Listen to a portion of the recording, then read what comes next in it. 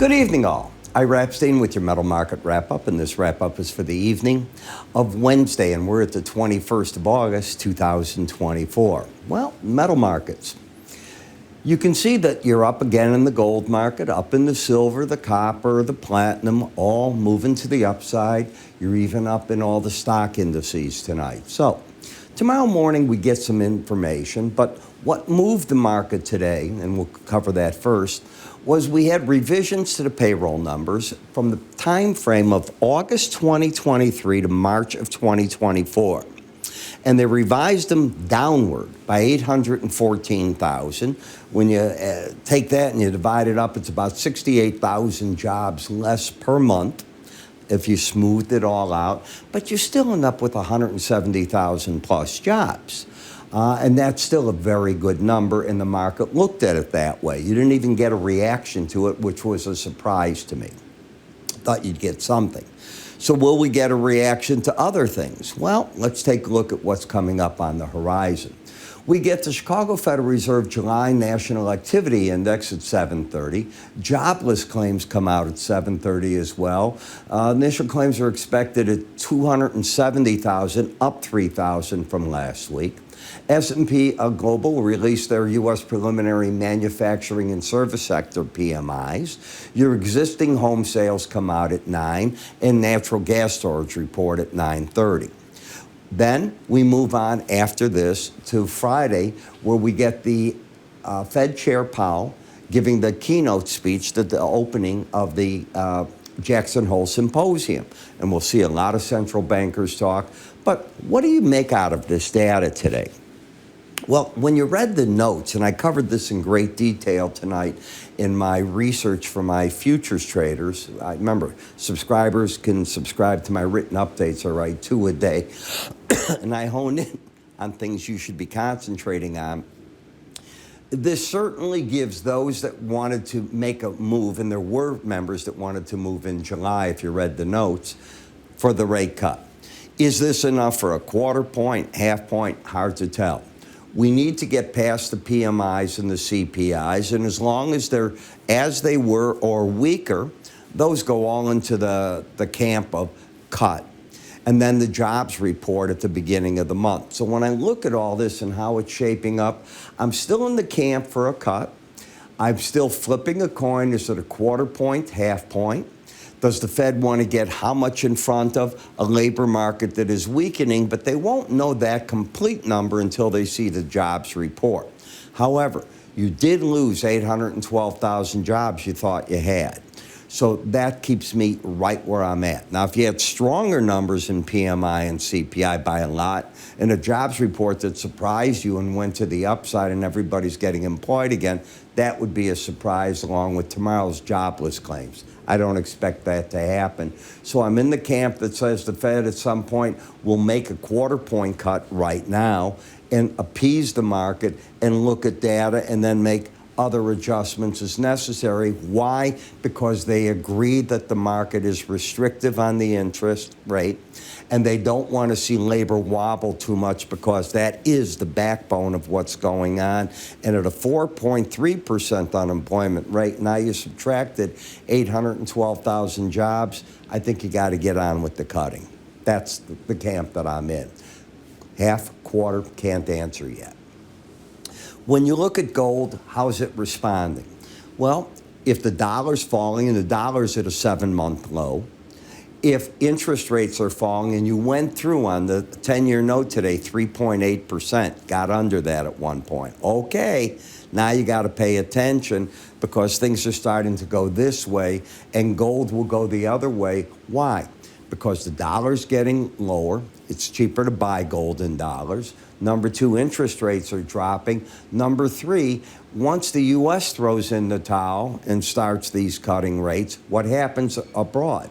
Well, they'll all get the power to do more, and they're ahead of us in the cuts. So you're looking for stimulus to come back into economies. Stimulus means people get jobs. Stimulus means you have buying power, and gold should rally on that inflation news. I'm making it simplistic, but that's what I think it is.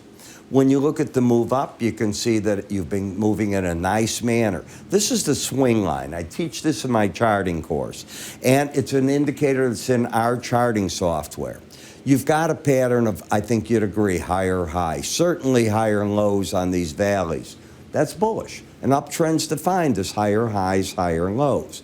I then filter it with moving averages, and you're well over the 18-day average, and that average is over the medium term, we can call it the 100-day, and the longer term, the 200. Everything's pointing to the upside, and resistance is right here.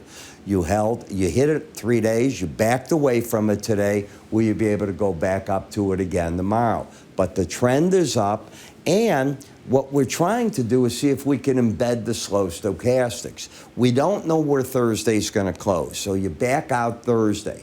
But if you and I look at Wednesday, both numbers on the close of business today were over 80. The day before they were over 80, not the day before.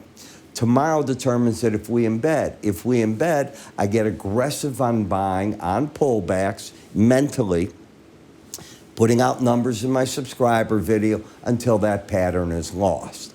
When you look at the gold-silver ratio, once you got back under and stayed under this 18-day average, silver has been doing a nice job of gaining on gold. And the silver market is fighting a battle right now at the 200-day average, flipped, and what was resistance is now support to the upper Bollinger Band. Tight range, but not trying to embed. So it's just plain overbought. Maybe gold picks up a little momentum if it embeds. Excuse me there. Still coughing from the COVID. You have higher lows, higher highs, and like in the silver market, copper has suddenly found the 200-day moving average of closes is acting as support temporarily here. If it wants to rally more, the 421 level. I wrote a whole report yesterday on why copper has come alive since July, actually. And there was a big change in China. You know, in the Chinese, what they used to do is you'd issue a building permit for a new, let's call it a high-rise. And in that, you'd be putting out the prices you're going to sell the units at and so on and so forth. It's not the open market like in America. You got to think a whole different way. Well, what's taken place is because the economy there has tightened up so much, youth unemployment, the last known number is about 17.5%. There's no money coming into some of these regional governments because real estate dried up as the market literally crashed. Existing homes can fall in price and you can negotiate price. New construction wasn't that way. So China tried an experiment recently and they picked 10 provinces, let's call them, and they said, you can open the market up to market conditions, and immediately prices fell from the reports I read in Bloomberg, 13% to 30%. And property starting to move. So now you get the transfer taxes, the taxes being paid. There's money in the developer's pocket at some number here to go finish the project. Does the developer have enough money to finish it? Well, if I'm the Chinese, I'm not taking a really raw piece of property and buying it. I don't trust those guys. I want one that I can see there's other workers finishing other things and they can finish what they got there. But that's up to the individual. But that's what's going on, and suddenly copper has come back into vogue. I didn't say it's going up here, but I also think now the 392 level we recently saw, probably the bottom. When you look at the platinum, it's like the other metals. Suddenly, it's been able to get over the 200-day average, which has been resistant since back here. And if it can stay this way, maybe it gets up to the combination of the 100-day average in green and the upper Bollinger Band. Trend up, but overbought in this market. And last, what helps all this is as the dollar falls, everything else gets cheaper in terms of the dollar, as the dollar embedding. Well, the close today, both numbers were under 20. The close yesterday, both numbers were under 20. What about the day before? No. Tomorrow's important. So tomorrow's an important day in the gold market and the dollar. We'll see if they can develop these embedded readings, and then from there, I know how to get aggressive with that. If you want to keep up with things that we do, you might want to, I can't help you with that right there. You might want to go to iraepstein.com. Yep, IraEpstein.com, free offers, and take a look at what we offer you there. You can also move your cursor at any point up here. That'll take you into the free offer area. Do so, sign up for my research if you want, the Linn research, and absolutely get yourself onto the trial to see how our price counts work, and we send out one every single day, so you'll get to see a chart with it and what it points to. I think you'll find them interesting. I'm Ira. You have yourself a great day. I'll catch up with you all in the morning. Take care.